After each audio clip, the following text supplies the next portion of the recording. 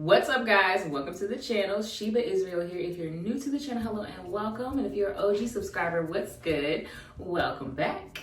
So in today's video, I want to talk about something that is near and dear to me because it is how I based my channel for years, and that is the downfall of wigs.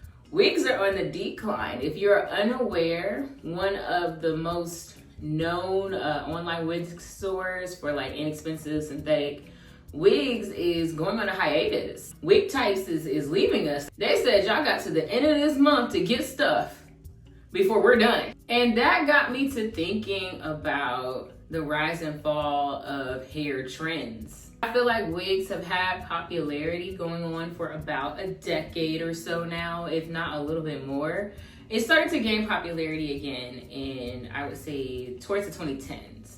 People started moving away from leave out and leave out styles, and you kind of had those invisible parts coming in for a minute.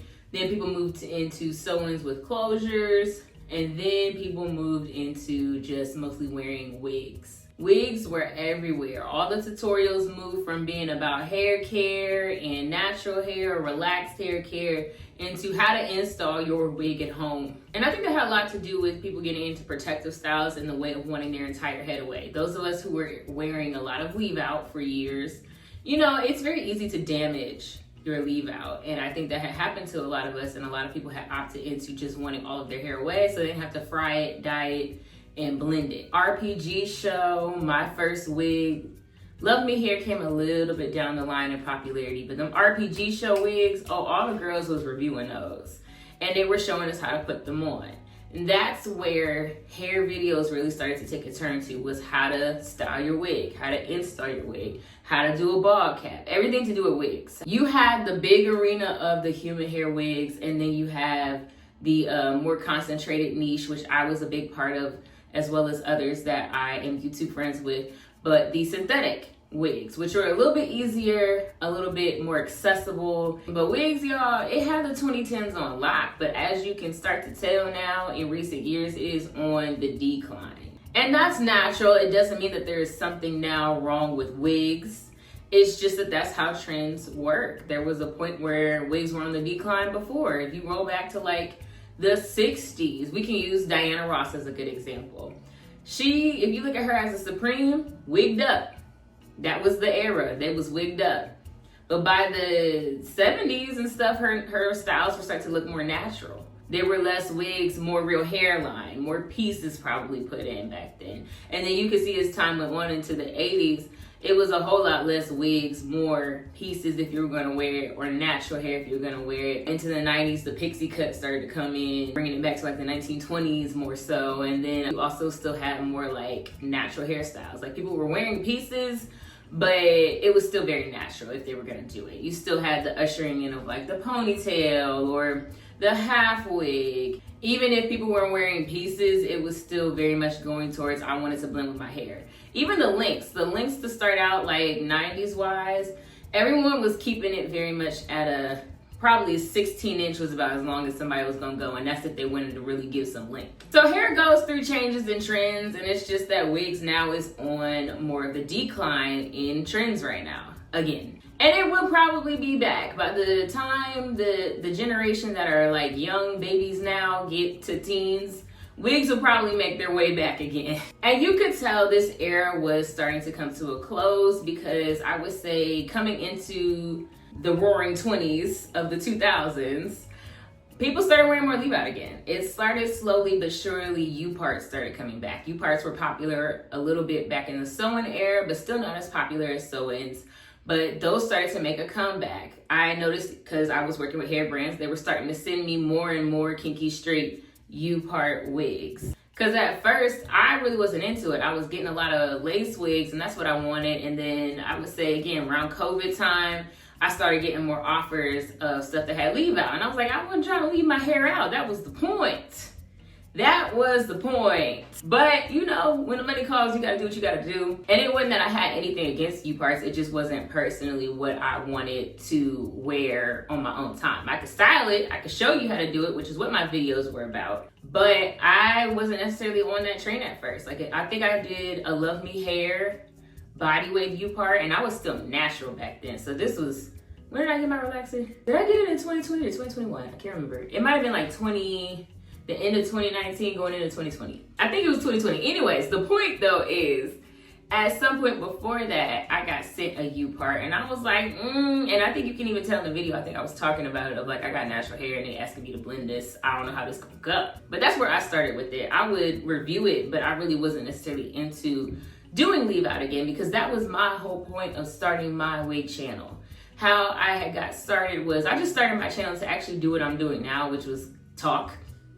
I'm a yapper and I wanted to yap. But as I started to explore different topics that I thought people wanted to see from me or that I was interested in, what really stuck was wigs. And I had started wearing them because I wanted to give my hair a break with all the leave out that I was doing with my sew-ins and stuff. And so I started watching videos like Brittany, the Heart and Cakes 90, her style, and just people who were styling synthetic wigs, because I knew I wanted to start with something cheap to see if I liked it. I was not trying to spend $300 on something before I knew I could actually do it, because I was going to do it myself. I barely go to the hairdresser. I'm very much a DIY hair girl. But that is how my channel really got started as far as gaining some momentum and some push, was because I just started reviewing the wigs I was buying for myself. And the main reason I was doing it was because I was trying to regrow my leave out. It wasn't that it wasn't there, it's just I wanted it all to be all the same length on my head. I wanted to give it a break. It was getting pretty damaged. Like, I just wanted to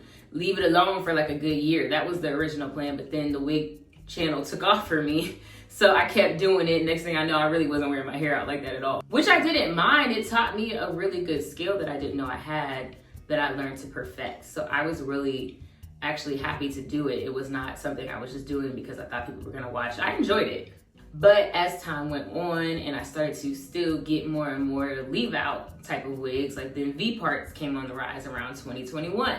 That I did like. Now that, at that point I had my relaxer in, so it was easier to blend my hair, and it was just, yeah, I was feeling that. Once they came around with the V parts, I was like, that's my type of time. It involved leave out, but it involved very little leave out, which was great. But then on top of that, slowly but surely, well, no, I take that back. Before that, already, U parts were on the rise again, because it still gave you the ease of a wig, but the natural look of a sew-in all at the same time. Then post the V part era really popping off, then you started to get back into people wearing quick weaves, people doing tape-ins. Actually, I would say tape-ins started popping back off first. The mini, like the eye tips, I think it was, the micro links, all of that started making a comeback after the V parts, and people had started to assimilate to wearing leave out again. But this time we had regrouped, we came back, and we knew how to do it without messing up our leave out and damaging our hair. If you notice now, a lot of the girls who wear quick weaves or who are putting tape ins in, and they show you like the install process when they go get it done, their leave out isn't damaged. So that's growth. But as time went on, from like 2021, when leave out started to come back, you did move back into the era we're in now, which is everybody's getting quick weaves. Quick weaves have made their comeback in this era. Quick weaves were something that were very popular in the early 2000s, but I feel like they weren't even called quick weaves. They were more so referred to as just like, you got your, was it a glue in or a sew in? I made my first wig. It wasn't glued in, but I glued the tracks on the cap and had bangs on it. That was the first way I ever made a wig. I can't remember if they were always called quick weaves or not. I could be right or wrong on that, but now they're back. And I get it. It's all the natural look of a sew-in, way less work. You can use cheaper hair because you're not gonna leave it in as long. And I think that era started to sprout back up because people started moving back into sew-ins, but sew-ins take a long time. It's more intricate versus a glued in weave. You gonna just wet it and it's gonna come out. Slide it right off, keep it moving. Also, the hair you use for a quick weave is a lot cheaper, and as you look into the economy that we are moving into, everybody don't got luxury extensions money right now. Also, quick weaves just do way better when you use that Saga Gold Remy. You know what I mean? Bring it back, take it back to the beauty supply store. What was I wearing back in the day? I was a Bobby Boss girl. I had that Bobby Boss in the first class. I stayed getting that. But yeah, we back to that era now. But before wigs really started to go on the downside of trends, I already kind of stopped wanting to wear them as much. I would review them for people, but since about 2022, I would say, I haven't really been that into lace wigs on myself on my own time. I can still do them. As far as what I was gonna wear after the review, it wasn't gonna be the wig. And I almost forgot, right before quick weaves, people started wearing clip-ins again. I was one of those. I really started to get into clip-ins. I think one of the brands sent me some clip-ins and I said, oh, this is the way. This is the way. Because I could just pop them in and pop them out as I needed to. And if I needed to put more tracks in, again, I could just clip it in there. I had to do too much. And the thing that I liked with clip-ins was that you could still use more of the hair you keep for a longer period versus a quick weave where you're gonna use that cheap hair that's for this month and this month only. And what's funny is, even with what's trending now, I had no idea. I really just impulsively wanted a pixie. I had no idea that was about to be a trend right now either. And with the glasses, I had no idea pixies with big frames was about to be a thing. I really just wanted that look. This is supposed to be a trial run. I've committed. It's been 8 months of me just rocking the pixie. I was considering actually just cutting my hair off all the way now that I know I like it, but also when I'm done, I'm done. I don't want to have to grow my hair back. This is just perfectly fine. I can make it look like I did it for real, and then when I'm done, I can pull back out my full head of hair. I think that wigs will make their next comeback when they do, from an angle of them really getting them down pat looking real. Like the scalp skin effect, it's gonna be something else because I feel like that's the only place it can really go of perfecting wigs at this point, is really getting it down pat to looking like when I put it on, it's scalp. If you remember back in the day with the synthetics, there was a skin type lace part. Well, it wasn't even lace, it was a skin part. But the thing with that was it still had that line of demarcation. So yeah, you didn't see lace, but yeah, it was very clearly like your head, black line, and then scalp. With the way things were going as far as people really perfecting, I know Gladys, Forever Gladys, she had did a good tutorial, I think, on how to get that lace looking like skin, like fill in the holes and fill it in to look like your skin. As well as they dropped this like lace putty you could put on your part that basically blended it in like you would with concealer, but it also covered the holes. That is my prediction on where the wig trend will go next.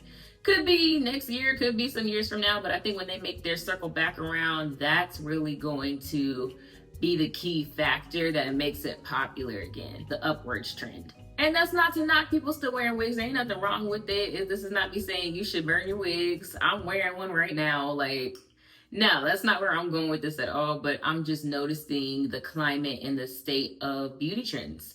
And things have changed. And back to even the discussion of leave out, I can see how things have changed. People, again, know how to take care of leave out a whole lot better than we used to. The products that we are using, there's a whole lot more information on what products to use on your hair for Black people, because let's be real, the cosmetology industry has not historically been made to teach us how to care for our hair. We have to learn everything on our own through trial and error. Shout out to all of the trained hairstylists, because we get a lot of our information and build upon that from them learning the info and then figuring out how that works on us. Because let's be real, back in the day when you had to leave out in high school, you wasn't using Olaplex when you took it out. You wasn't building no bonds back up. You didn't care about the ingredients in jam. I can think that was a thing. Was there an uproar about the ingredients in jam? I was a jam wearer. It didn't even slick my hair like that. The way that products are formulated to fit us now was not a thing back in the day. So people are more equipped, I think, now to wear leave out, and so they don't feel like lace is as good of a trade-off anymore. Drop a comment down below and let me know, what is your take on the trends that are happening now as far as hair, wigs, beauty, and things go? Are you still wearing wigs? Have you opted out more wearing them? Do you kind of keep them still in a cycle for yourself, but maybe not as much? What are you doing right now?